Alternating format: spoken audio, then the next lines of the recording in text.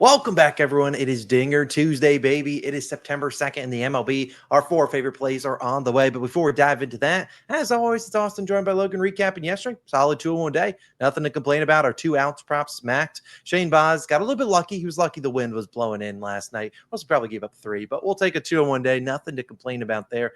Logan, let's keep the line moving today. NFL is fast around the corner. Later on today, we'll have our NFL futures play video dropping. We'll have some 2-unit futures in that video. Make sure you tap into it. We crushed the futures last season. Again, you don't want to miss out on that video. This season, we will have an exclusive future or 2 in the Dub Club. So again, if you want to join the Dub Club, the link is down below. Buy 1 month, get 1 free. Carries you into the NBA season. Good time to sign up. But let's dive into things. I'll begin with my first play of the day, then throw it over to Logan. And this one is the most juice I will lay on any of the picks today. It's Shota Imanaga over 17.5 ounce, which is currently minus 140 on DraftKings. I was surprised this was even playable. I thought this would be closer to like minus 180, minus 200, give or take. I think Shota, so his line honestly could be in the 18.5 range. Granted, probably plus money on that, but still, I think Shota's in for a very good matchup here today against the Atlanta Braves. Now, yesterday they did go into an extra inning game, so you're looking at a Cubs bullpen that is not looking all too rested. They have used a bunch of guys yesterday, 4 of them to be exact, and Shota's coming in pitching arguably in the best form he's really pitched in this season. And you look at his pitching performance over this line in 5 straight games, every game in August. And in those starts, he went into the 7th inning in all 5 of them. So again, he's been super efficient, and that's what he does. He does not walk guys. If you look at his walk percentage, he's 95th percentile. Now, at home this year is where he's been a tad better, a 2.96 ERA and a 0.88 whip. And if you look at the weather conditions, the wind's blowing in Wrigley Field, which is great for Shota, who is a fly ball pitcher. We tried to take a no home run parlay with him out in San Francisco. Obviously, Shota gives up some home runs here and there, and we don't care if he does that today, but he's been really good at home, and he's been really good actually pitching on 4 days rest, which is where he comes into this start. In his career, 4 days rest, a 2.78 ERA and a 0.77 whip. So again, a whip even in the 0.7s is ridiculous. If he can continue to pitch well here, I think he could easily just destroy this Braves offense. Now, the Braves have been stingy against lefties over the last month or so, but it's mostly been the walks. They've been running up the walks and stuff like that, and guys like David Peterson. But Shota is throwing the ball in the zone, and they should know that. Like I said, 95th percentile walk percentage. The last 2 lefties they faced, both Christopher Sanchez and Jesus Luzardo, each went into the 7th inning. The previous one was Ranger Suarez in the game before those 2, and he gave up 10 hits, went 5 innings pitched. So again, if Shota gives up 10 hits, we're probably not cashing this play, but they're going to look for some length out of Shota here, given the bullpen and how much they had to use yesterday. I think Shota can go out there and give us 6. Maybe he gets roughed up for some hits and maybe a couple runs here, but he should pitch efficiently enough to give a 6 innings pitch, which is what the Cubs are looking for. His leash should be around 95 pitches. So I'm not too worried about a pitch count on 4 days rest. That's normal for a guy like Shota. He's pitched well here in these spots before. I trust him to go out there and give a 6 innings pitch, just like Hunter Green did yesterday. That's my first play of the day. I got 2 more. I'm going to throw it over to Logan. He has a hits allowed prop, which I will match him with one. Logan, where are you going? Yeah, I do love this hits allowed prop today. It's going to be Simeon Woods Richardson over 4.5 hits allowed, minus 115 odds on Caesars. Now we're fading Simeon Woods Richardson against the hot White Sox offense. This is a White Sox offense that I've counted on for runs and now hits, and hopefully they once again do deliver for us. Now I like a hits allowed prop because the bane of my existence of this season has been asking teams to get hits with runners in scoring position. They get the guys on base. They get the hits. They just never bring them home when I need them to, and that's okay for a hits allowed prop because we can stack up the hits on Woods Richardson, and I don't care if they turn into runs. Honestly, if they don't turn into runs, better because he lasts a little bit longer into the game.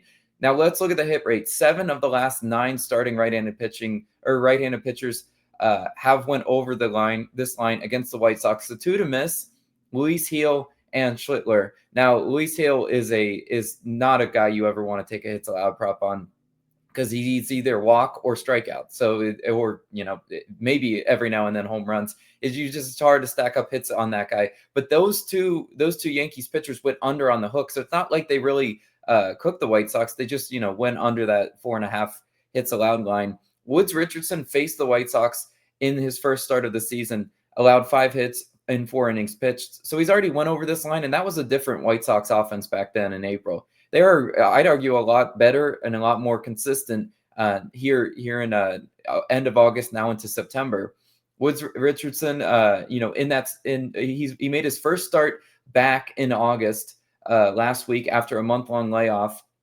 In that start, he went 3 2/3 innings pitched, allowed 5 hits. So really, the question is, how long does he make it into this game? Even if he doesn't go past 5 innings pitched, there's a chance he still allows those hits allowed, because if you kind of look at his game log, he's over this line in 3 of his last 4 starts, and he just typically isn't a pitcher that goes deep into these games.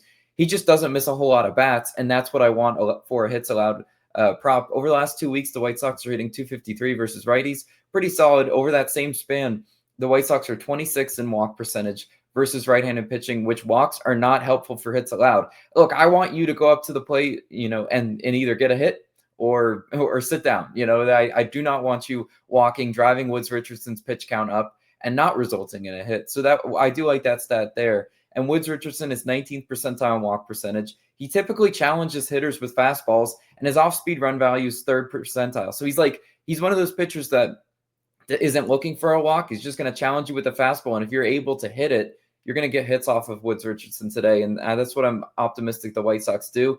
He's not an elite strikeout pitcher. He's just 28th percentile in K percentage, 25th percentile in percentage. And the fact that he's 8th percentile in barrel percentage, that just reinforces the point so much that it does not miss a lot of bats. He gets barreled up consistently. It's up to the White Sox to go stack some hits on him today, and I think they do that. Love that as my favorite prop of the day. But also, you got a couple more picks. Where are you going?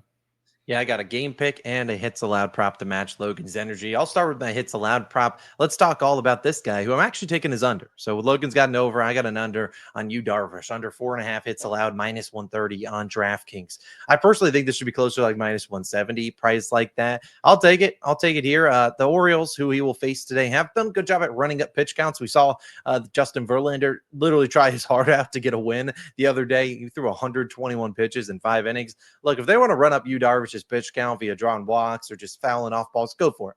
I don't really care. We don't need Yu Darvish in there too long. That's always the kryptonite for an under and hits allowed prop, is if your guy is pitching so well that they keep trotting him out there for the 6th, 7th, 8th inning, which we've seen before. But I think Darvish can go out there and pitch very well. It's coming off, if you look at his starts, it's like up and down, up and down. He's coming off a down start where I still think he can go out there and bounce back at home, where he's pitched a lot better at Petco Park. And like I said, he's been very good as of late in terms of the hits. He's under this line in 6 straight starts. His last 4 at home, I've seen him allow 3, 5, 2, and 1 hit. I mean, we saw his most recent start. We backed the Dodgers, or we faded the Dodgers, took the Padres on the money line. He went out there and only gave up 1 hit. It was a home run.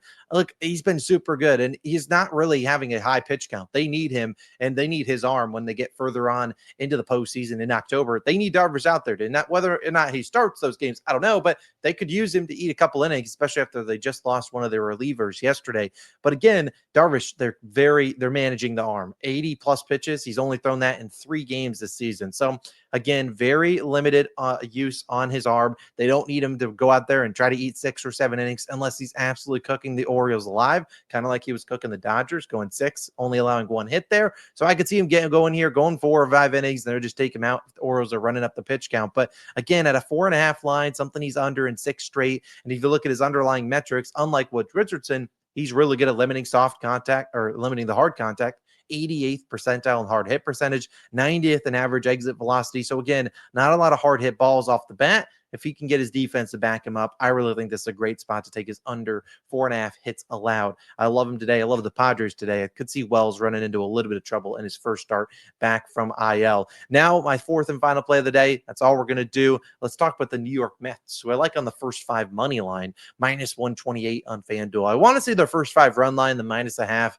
Is like plus 100. You could take that. But what the first 5 money line, we have push potential. If this is a tie game through 5, we get our money back. Whereas first 5 run line, you need to win. You need them winning, or you're not getting that money back. And let's talk all about Nolan McLean, who's been an absolute superstar since being called up for the Mets. He's been arguably the best pitcher as of late. If you look at his last 3 starts, he has absolutely cooked teams.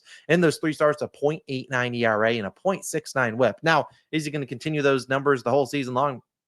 Probably not, but it's not like he's faced some bad offenses. The Mariners, Braves, Phillies, all decent to above average offenses. Now, I get they've had their hot and cold spots, but again, that's kind of every offense. And today he'll face the Tigers. Now, the Tigers, the last 2 weeks, haven't necessarily been the best offense. They ranked 23rd in batting average, 21st in WRC plus versus righties. I mean, this includes several starts where they've been facing guys that they've seen multiple times over and over again. Seth Lugo, Michael Waka.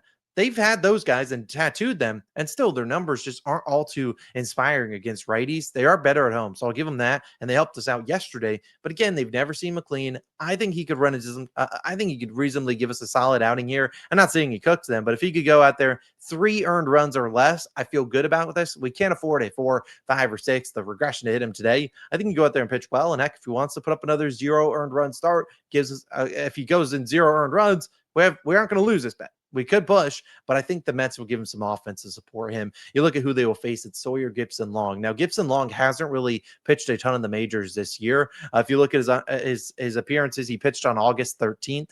Then when he went to the minors for a couple times, he really has only pitched twice since June 27th. This will be his second appearance in the majors. So again, they really haven't valued his arm. And today he has a terrible matchup because the Mets have been destroying righties. We saw them do that yesterday to Charlie Morton, who they do have a lot of experience against. But again, Sawyer Gipson Long, you look at this Mets offense, the last 2 weeks, give or take, second in batting average, second in walk percentage, and first in WRC plus. By far the best offense against righties as of late. Sawyer Gipson Long struggles with runners in scoring position, 357 batting average, 286 with 2 outs. And what we've seen out of him is sometimes he only goes out there and goes one time through the order. Sometimes he's only in there for an opener. Sometimes he's in there for 2 or 3 times because, well, the Tigers are kind of trying to manage this rotation and not trying to use all of their arms, especially in September when this team is going to win their division. We look at him when he gets the second time through the order, a 400 batting average allowed. So maybe the Mets struggle that first time through the order, make some adjustments, and that's when they have a big inning in that 3rd or 4th inning. I could certainly see that happening. Ultimately, I just think we have the pitching advantage. I think we have the offensive advantage here. I don't want to get into the bullpens because the Mets bullpen, you never know what you're getting there. Same with the Tigers. I'll just go Nolan McLean, back him, give us a solid outing, and let's hope the Mets offense continues to destroy righties, and I hope they can do that against Sawyer Gipson Long. So I love the first 5 money line. But those are the 4 official picks. To recap them, we have showed us over and outs. We have Simeon Wood Richardson's over in hits allowed, Yu Darvish's under in hits allowed, and the Mets on the first 5 money line. As I said at the top of the show, Dinger Tuesday, let us know your favorite picks down below. And of course, we will have our NFL futures video live in a little bit. Once it is live, I will link it on the screen. Probably not live until this afternoon. I will post all the picks early to the Dub Club, as including an exclusive one that you will only get there. You won't get it anywhere else. So again, join. Just buy 1 month, get 1 free down below. Ladder challenges coming back on Thursday. It's a great time to be alive with the NFL. MLB. Ball's in your court. We need to have another good 2 days or else we're going to hang it up. We still might hang it up to just focus all on the NFL. We'll figure that out later in life. But either way, let's have a 4-0 day. Let's kickstart a big September for the MLB. And maybe we'll keep betting after Wednesday. We'll see. Let's have a good day. We'll see you guys back in the next one. Peace.